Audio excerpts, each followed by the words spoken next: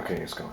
Okay, so I'm going to give you something to fold, and you're going to use one hand and do the best you can. And you don't have to go fast. Just do the best you can. One hand. You're using two hands. Yep. I'm just laying it out. Nope, that's not fair.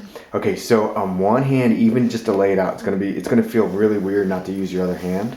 Oh, can't use it. So now what you can do is use that. See that jar? Sometimes it's useful to use the jar as kind of a weight. You know what I mean? But guess what? It's inside out.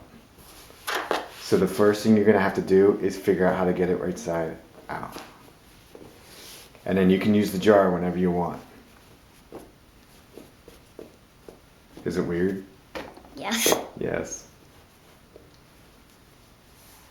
You're doing a good job. Oh, that other hand was sneaking out. Do you know why only one hand? Because we can't make two hands for this thing. Well, you can, but we want, like, when we do the robot, we want it to be the simplest robot we can do, which will probably be like one hand.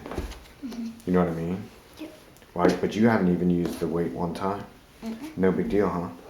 Yeah, I'm just trying to flex on you. Oh, is that what it is? We should have competition.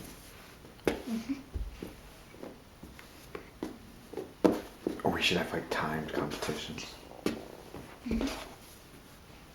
So what's your plan? I mean, it's pretty good. All right, I'll stop the clock. Should we do another one with pants?